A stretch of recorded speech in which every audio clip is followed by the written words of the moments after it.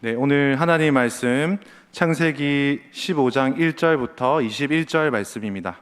구약 성경 17페이지입니다. 창세기 15장 1절에서 21절 말씀입니다. 우리 한 절씩 교독하도록 하겠습니다. 이후에 여호와의 말씀이 환상 중에 아브라함에게 임하여 이르시되 아브라함아 두려워하지 말라. 나는 내 방패요 너의 지극히 큰 상급이니라.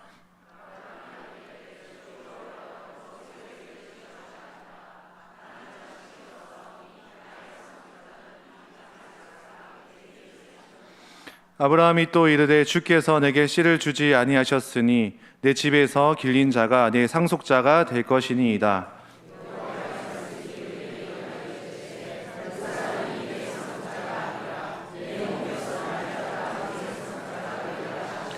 그를 이끌고 밖으로 나가 이르시되 하늘을 우러러 무뼈를 셀 수 있나 보라. 또 그에게 이르시되 내 자손이 이와 같으리라.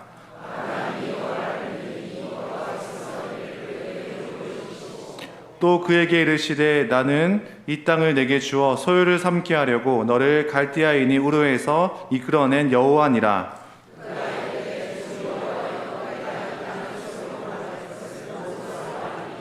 여호와께서 이르시되 나를 위하여 3년 된 암소와 3년 된 암염소와 3년 된 순양과 3비둘기와 쥐비둘기 새끼를 가져올지니라.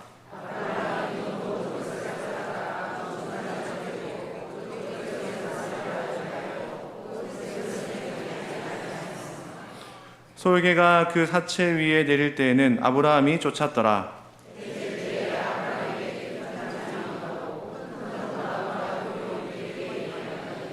여호와께서 아브라함에게 이르시되 너는 반드시 알라. 내 자손이 이방에서 객이 되어 그들을 섬기겠고 그들은 400년 동안 내 자손을 괴롭히리니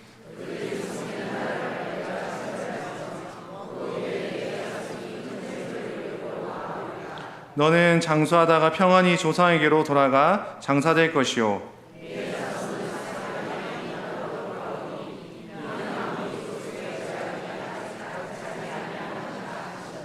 해가 져서 어두울 때에 연기 나는 화로가 보이며 타는 횃불이 쪼갠 고기 사이로 지나더라.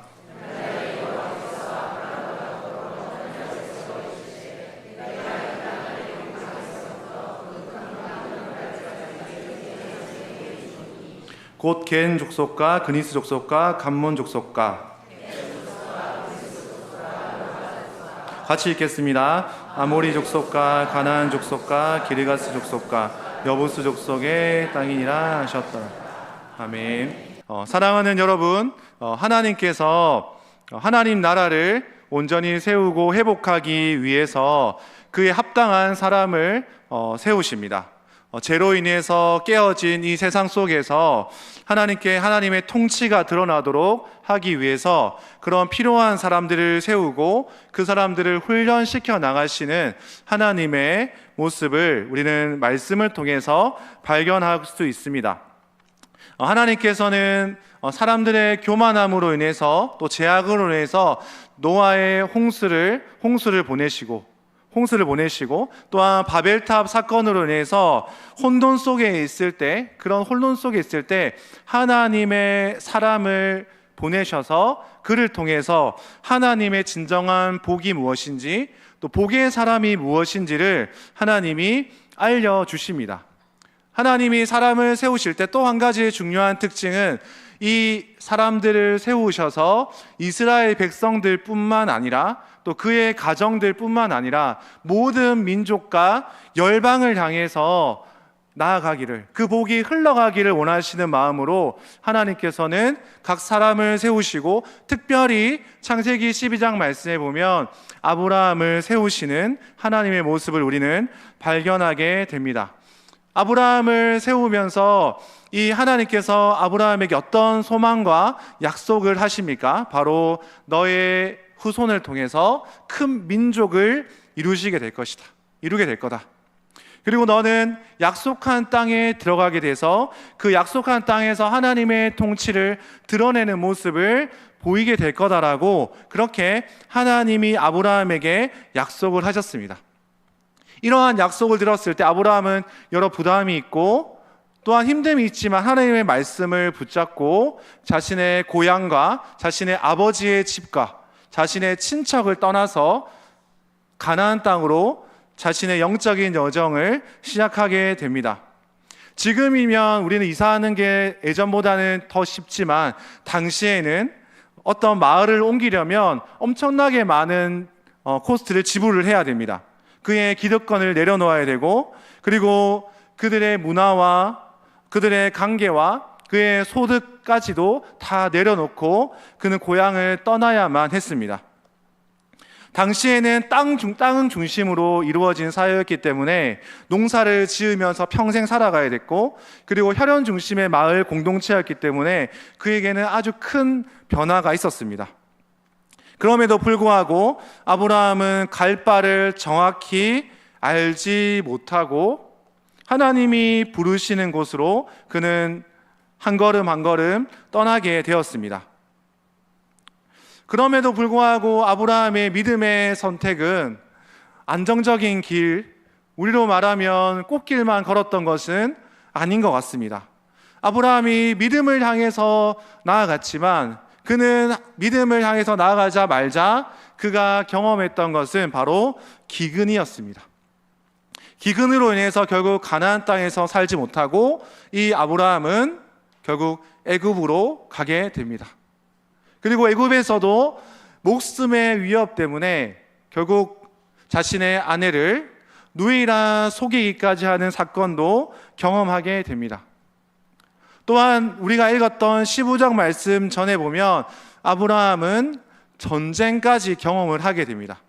중동 지역에 있는 여러 나라들의 전쟁 속에서 아브라함이 그 전쟁까지 참여하게 됩니다.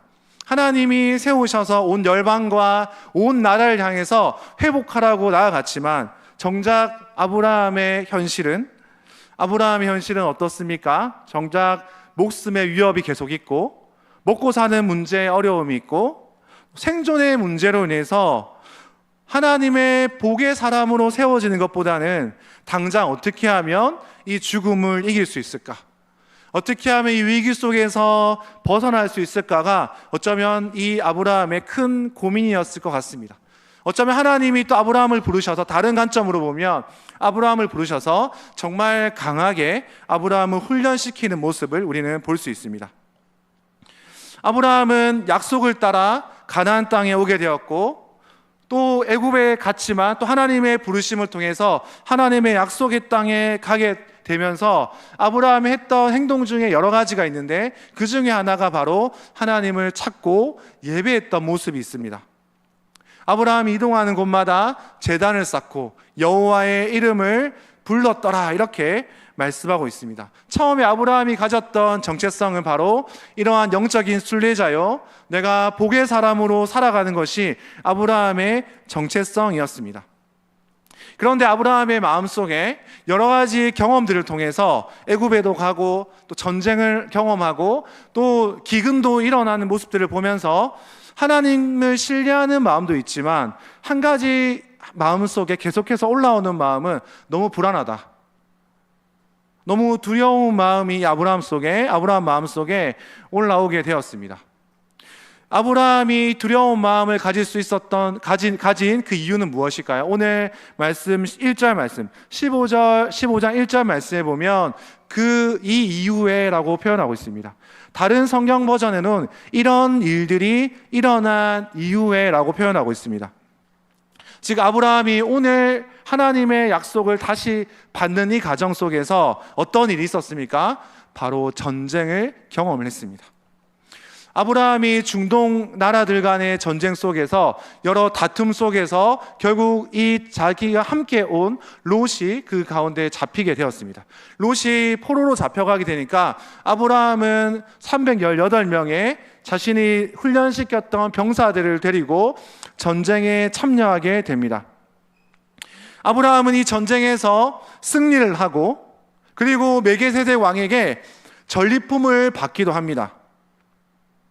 이 전쟁의 승리가 하나님께로부터 왔음을 아브라함은 경험을 했습니다. 하지만 하지만 여러분, 아브라함이 이렇게 두려운 마음을 여전히 가지고 있었던 이유는 무엇입니까? 주변 나라들이 다시 보복해서 쳐들어오면 어떻게 할까?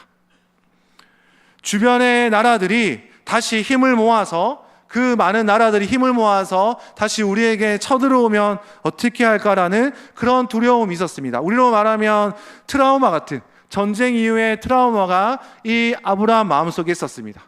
아브라함의 내면 소리는 이래 있을 것입니다. 주변에서 이 전쟁했던 나라들이 우리에게 쳐들어오면 어떻게 할까? 우리가 다시 이겨서 싸울 수 있을까? 나는 고향을 떠나서 하나님의 복의 사람으로 왔는데 나는 왜 고향을 떠나서 전쟁을 하고 나 왜 이렇게까지 고생을 할까라는 그런 하나님에 대한 원망, 또한 주변에서 나라들이 이제 쳐들어올 것 같은 그런 두려움 속에서 그런 두려움의 마음들이 그의 마음속에 올라왔습니다. 사랑하는 여러분, 우리 하나님의 약속을 믿고 말씀대로 살아가지만 아브라함이 느꼈던 현실과 믿음의 괴리를 이 아브라함은 철저하게 느끼고 있었습니다. 내가 집에만 있으면 되는데, 내 고향에 있으면 안전하게 살아가고 나의 일생을 안전하게 살 수 있는데 내가 괜히 이곳까지 왔을까? 내가 하나님의 약속을 믿고 나아왔지만 여전히 성취되지 않는 그 하나님의 약속이 과연 유효할까? 나는 지금 너무 두려운데, 당장 죽을 것 같은데 약속이 유효할까? 이런 마음들이 아브라함 마음속에 올라왔습니다. 우리에게도 이러한 두려운 마음들이 있습니다. 하나님을 믿고 평생 동안 달려오고 나의 자녀들에게도 하나님의 믿음을 심어주고 싶은 마음에 지금까지 왔지만 여전히 우리는 미래에 대한 두려움과 우리 노후에 대한 두려움과 자녀들에 대한 두려움과 또 우리가 직장을 그만두고 나서 그 이후에 어떻게 살아갈 것인가, 정말 하나님 원하시는 삶을 내가 살아갈까, 그 약속을 믿고 살아갈까, 아니면 내 건강이 점점 나빠지는데 세상은 점점 변하는데 나는 여러 가지 두려움들이 있습니다. 이러한 두려움 속에서 의심 속에 있는 아브라함에게 하나님은 이야기합니다. 말씀합니다. 1절 말씀을 한번 크게 읽어보겠습니다. 시작. 여호와의 말씀이 환상 중에 아브라함에게 임하여 이르시되 아브라함아 두려워하지 말라. 나는 내 방패요 너의 지극히 큰 상급이니라. 아멘. 오늘 1절 말씀에 왜 아브라함에게 두려워하지 말라고 했을까요? 하나님 앞에 아브라함은 전쟁 이후에 엄청나게 큰 두려움 속에 사로잡혀 있었기 때문입니다. 그래서 하나님은 스스로 나는 너의 방패다라고 이야기하고 있습니다. 전쟁 용어를 이야기한 거죠. 주변에서 나라들이 활을 가지고 창을 가지고 날라올 거지만 나는 너를 방패로 보호할 거다. 그러면서 내가 받을 상이 아주 크다라고 이렇게 말합니다. 여전히 나는 네가 애굽에서도 함께했고 네 전쟁 속에서도 함께했다. 그러면서 너는 이미 멜기세덱을 통해서 많은 상급을 받지 않았느냐. 나는 너를 고향에서 불러내서 살게 했고 애굽에서도 너를 보호했고 그리고 앞으로도 너를 책임질 하나님이다라고 이야기합니다. 나는 너의 방패요 산성이요 요새처럼 너를 든든하게 지켜줄 거라고 그렇게 말씀하고 있습니다. 사랑하는 여러분, 다윗이 시편 23편에 스스로 하나님을 목자 되시다라고 그렇게 하면서 하나님을 높이며 고백하고 있습니다. 그런데 4절 말씀에 보면 하나님이 우리의 목자 되셔서 우리를 지키시지만 조금 더 강하게 다윗은 이 하나님을 용사 되시다, 군사의 이미지로 우리에게 초대하고 고백하고 있습니다. 4절 말씀에 시편 23편 4절 말씀에 사망의 음침한 골짜기를 다닐지라도 해를 두려워하지 않을 것은 주께서 나와 함께 하심이라, 이렇게 다윗은 고백하고 있습니다. 하나님 우리를 이끄시는 목자로서 먹이시고 입히시고 우리를 이끄시는 분이시지만 또한 우리 내면에 여러 가지 사단의 공격과 상황의 어려움 때문에 낙심하고 있는 우리에게 용사처럼 우리에게 강하게 우리를 지키시고 보호하시는 분이라고 하나님 우리에게 나타내고 있습니다. 사랑하는 여러분, 우리 여러 가지 두려움과 어려움 속에서 용사처럼 우리를 지키시는 하나님을 신뢰하는 여러분이 되기를 소망합니다. 두 번째, 그러나 여전히 아브라함은 하나님의 약속이 성취되지 않는 것 때문에 두려운 정서와 함께 또 한 가지의 마음은 의심이 많이 들었습니다. 하나님, 나에게 많은 것을 주시고 여기까지 인도하시고 그리고 많은 것들을 주신 것은 알겠습니다. 하나님은 전능하신 분이심을 저는 경험을 했습니다. 그러나 그 약속하신 많은 자손은 언제 주십니까? 나에게 여전히 자식이 생기지 않습니다. 오히려 저는 지금 죽을 것 같은 죽음의 고비를 계속 느낍니다라는 그런 불안정한 삶을 하나님께 이야기합니다. 그러면서 아브라함은 자신의 방법으로 이 상속자를 삼으려고 합니다. 아브라함은 어떻게 이 방법을 해결하려고 하나요? 자신의 종 중에 다메섹 사람 엘리에셀을 세워서 그 사람에게 내가 상속자로 삼으면 되겠습니다, 이렇게 하나님에게 말씀합니다. 당시의 문화가 자식들이 없으면 자신의 종들 중에 한 명을 택해서 양자를 삼고 그에게 모든 상속권을 주는 것이 당시의 풍습이었습니다. 아브라함은 하나님이 주시는 최선의 방법으로 기다리지 않고 자신의 방법으로 이 이야기를 해결하려고 합니다. 하나님은 그때 아브라함에게 말씀합니다. 절대 그래서는 안 된다. 언약 맺은 대로 그 사람은 상속자가 아니다. 조금 더디고 힘들더라도 아브라함 내 몸에서 낳은 아들이 내 상속자가 될 것이다 라고 그렇게 말씀하고 있습니다. 하나님은 우리가 하나님의 최선의 방법으로 선택하지 않고 우리의 방법대로 차선을 선택하는 그 방법들을 막으시고 이 정도는 괜찮겠지라는 그런 방법들을 하나님이 막으시고 하나님의 방법대로 이끌어 나가십니다. 여러분, 창세기 13장 말씀에 보면 아브라함이 롯과 헤어지는 장면이 나타납니다. 그때 아브라함과 롯은 각자의 길을 가게 되며 결국 아브라함이 정착했던 곳은 헤브론이라는 곳에 거하게 됩니다. 이 헤브론은 우리가 생각하기에 좋은 땅이 아닙니다. 젖과 꿀이 흐르는 땅이 아닙니다. 그 땅은 고산지대였고 농사가 잘 되지 않는 땅입니다. 순례자의 길 속에서 먹고 사는 문제는 너무 중요하지만 아브라함은 하나님의 말씀을 따라 헤브론에 거하게 됩니다. 하지만 롯은 당장 눈앞에 보이는 젖과 꿀이 흐르는 곳을 선택하면서 점점 아브라함과 롯이 하나님의 약속에서 점점 멀어지는, 점점 두 사람의 믿음의 그 분량들이, 믿음의 결과들이 점점 벌어지고 있는 모습을 우리는 살펴볼 수가 있습니다. 그러면서 하나님은 이 자식을 주지 않는 이 아브라함을 데리고 가서 하늘을 쳐다보게끔 합니다. 5절 말씀에 보면 그를 이끌고 밖으로 나가 하늘을 우러러 무별을 셀 수 있나 보라. 또 그에게 이르시되 내 자손이 이와 같을 것이다 라고 말씀하고 있습니다. 여러분, 지금 우리가 도심에서는 별을 많이 볼 수 없지만 시골에 가고 외곽에 가면 하늘에 무수한 별들을 볼 수 있습니다. 마치 하나님의 마음은 그런 시골에 가서, 외곽에 가서, 우리 휴가 중에 아주 외진 곳에 가서, 바닷가 근처에 가서 하나님이 마치 우리와 1대1로 만나서 얘야 하늘을 쳐다봐라. 하늘을 쳐다보면서 하나님이 약속을 이루실 것을 너희는 기대하라. 아브라함이 지금 눈앞에 아무것도 보이지 않지만, 아무것도 약속이 성취되지 않는 것처럼 엄청나게 큰 실망 가운데 있지만 하나님은 그를 부르셔서 그가 산책하면서 하늘에 있는 무별을 보면서 하나님의 약속을 다시 상기시키도록 합니다. 하나님은 하늘의 별과 같이 자손이 많아지게 될 것이고 많아질 것을 약속하시고, 또한 창세기 13장에 보면 모래알처럼 그 자손이 많아지게 할 것이라고 그렇게 말씀하고 있습니다. 사랑하는 여러분, 우리가 눈앞에 있는 여러 가지 하나님에 대한 의심과 또 두려운 상황 속에 매몰되지 않고 우리와 함께 하시는 하나님을 통해서 세상과 다른 눈으로 이 하나님의 약속을 바라보는 여러분이 되었으면 좋겠습니다. 그러나 이런 하나님의 약속에도 불구하고 여전히 아브라함의 의심은 끊임이 없습니다.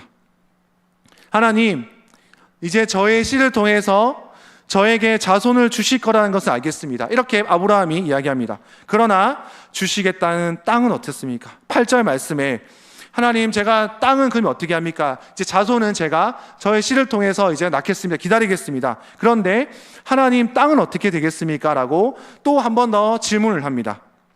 또한 이 아브라함의 마음에 많이 토라져 있는, 하나님을 향한 토라져 있는 마음들이 있습니다. 마치 자식이 약속을 지키지 않는 부모님을 향해서 아빠, 이거 언제 사줄 거야?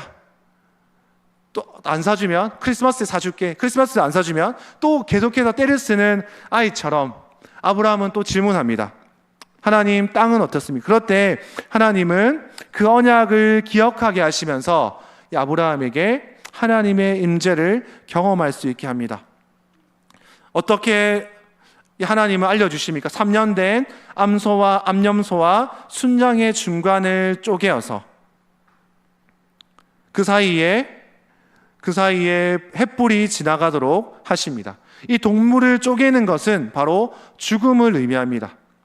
쪼갠 고개 사이로 지나가는 것이 하나의 계약 방법이었는데요. 이 계약을 어기면 죽거나 저주를 받는다는 그러한 의미가 있습니다. 여기에서 하나님은 이 언약을 말씀하시면서 이 아브라함에게 어떤 약속을 하시는 거죠? 내가 죽기를 각오해서라도 반드시 약속을 지킬 거다. 아브라함이 연약해서 네가 약속을 지키지 못하고 이후에 사람들이 이 언약을 지키지 못하더라도 나는 죽기를 각오하고 언약을 지키겠다는 그 약속을 아브라함에게 하셨던 거죠. 여러분, 하나님께서 우리에게 일하실 때 바로 이러한 언약을 통해서 우리에게 일하십니다. 세상 사람들과의 우리가 사람들과 만나서 여러 가지 계약을 맺고 상호 이익을 위해서 계약을 맺는 일들이 많이 있습니다. 그러나 하나님께서 우리에게 언약을 맺으실 때 아브라함에게 다시 언약을 맺으시고 그 약속을 내가 반드시 이루실 거라는 그 약속을 하시면서는 어떤 각오를 하십니까? 내가 죽더라도 내가 이 언약을 반드시 지키겠다라는 그 약속을 이 하나님께서 아브라함에게 다시 하고 있습니다. 아브라함은 이 약속을 받고 이 약속이 이루어지는 그 과정 가운데서도 여러 가지 기다림의 시간이 필요했습니다. 아브라함은 솔개가 그 동물 사이에 들어오지 않도록 계속해서 솔개를 쫓고 새를 쫓고 그러면서 아브라함은 결국 너무 피곤해서 잠이 들었습니다. 아브라함은 이 오랜 기다림 끝에 언약을 반드시 이루겠다는 것을 재물의 쪼갰을 통해서 보여주셨음에도 불구하고 아브라함은 그거에 대한 기대감보다는 너무 피곤하고 너무 그 새를 쫓다가 피곤해서 깊은 잠에 빠지게 되었습니다. 12절 말씀에 보면 아브라함의 정서가 여전히 어두움과 공포 속에 있다는 것을 볼 수 있습니다. 아브라함이 하나님이 그토록 다시 언약을 맺도록 하시지만 아브라함의 정서는 나는 더 이상 하나님에 대한 기대보다는 너무 피곤하고 두려움이 많다라는 생각을 했습니다. 그러나 아브라함이 멈추어 있는 그 가운데서 하나님은 이 쪼갠 동물 사이로 횃불을 통해서 하나님의 임재를 드러나게 하십니다. 하나님은 불 가운데 임재를 보여주셨습니다. 하나님은 이스라엘 백성들 가운데서도 광야 생활 때 하나님의 언약을 맺으실 때도 바로 불 가운데 임하셔서 하나님의 계약과 언약을 맺으시는 그런 하나님의 모습을 볼 수 있습니다. 사랑하는 여러분, 하나님께서는 아브라함과 약속을 맺으시면서 직접 하나님이 그 가운데 임재하셔서 때로는 불로, 때로는 하나님께서 조용한 음성으로, 하나님이 또 다른 사인으로 아브라함에게 임하셔서 멈추어 있고 또 두려움 속에 있는 그 아브라함을 다시 하나님의 사람으로 세우는 모습을 볼 수가 있습니다. 사랑하는 여러분, 여러분도 하나님의 거룩한 영을 통해서, 하나님의 강력한 임재를 통해서 여러분의 일상과 예배의 생활과 수련회 가운데 하나님의 충만하심을 경험하는 여러분이 되었으면 좋겠습니다.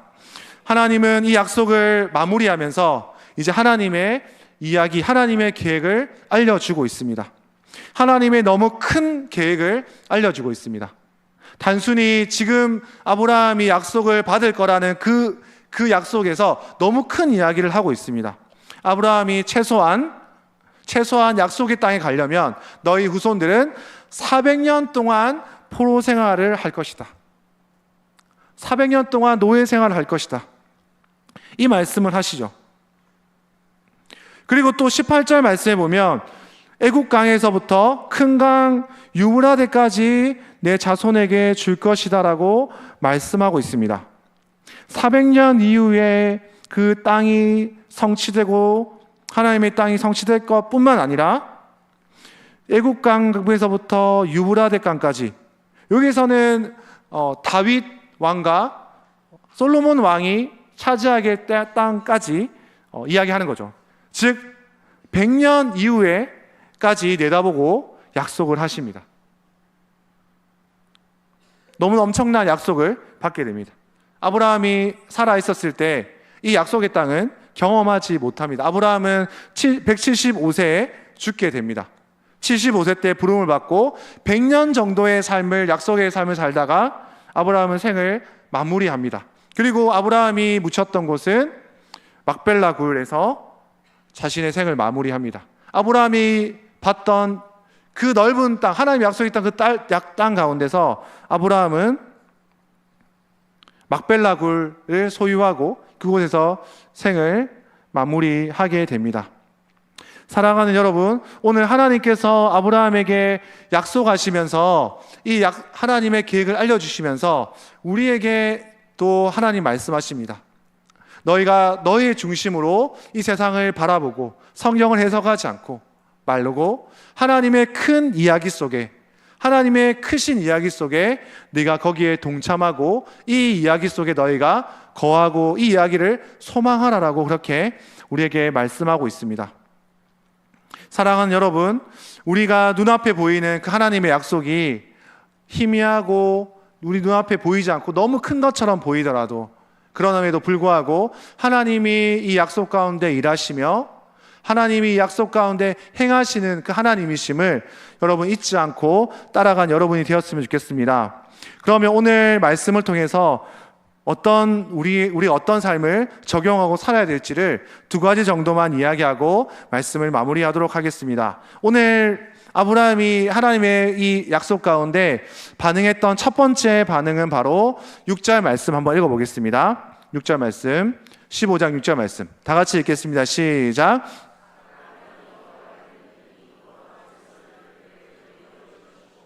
네, 아브라함이 하나님과의 약속을 받으면서 첫 번째 반응은 무엇이었습니까? 바로 하나님의 신뢰했던 모습을 볼 수 있습니다. 여러 공포와 두려움과 염려 가운데서 아브라함이 정말로 붙들었던 것은 하나님의 말씀에 대한 신뢰였습니다. 히브리서 기자는 11장 8절에 이렇게 말씀합니다.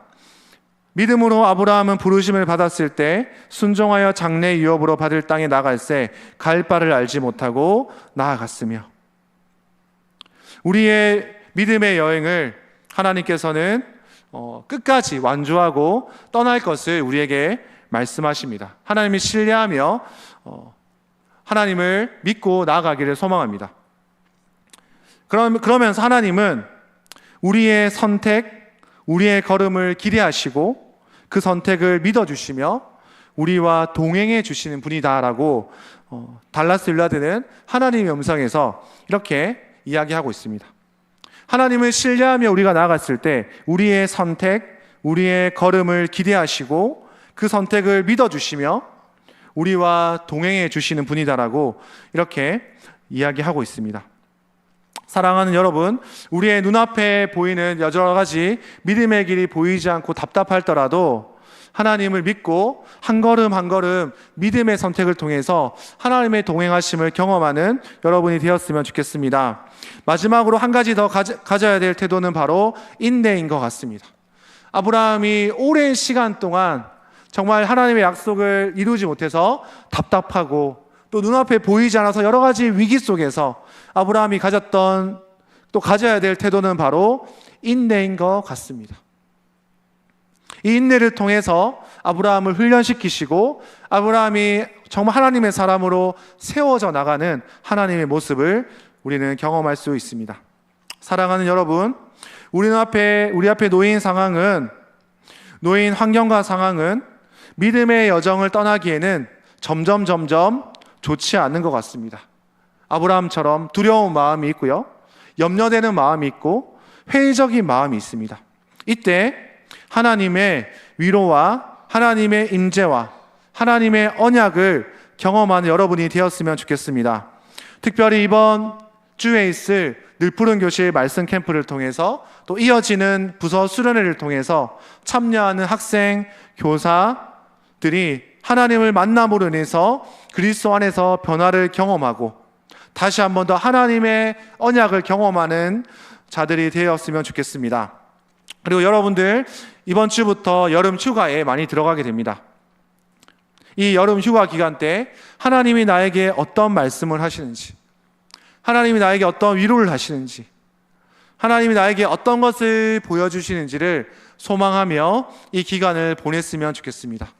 여러분이 한적한 곳에 가서 하나님이 보여주시는 그 별을 보면서 하나님이 나를 지금도 인도하셨고 하나님이 우리 약속을 이루어 나가시며 하나님 나를 끝까지 이루어 나가실 그 하나님이심을 경험하는 그러한 여러분의 삶이 되었으면 좋겠습니다.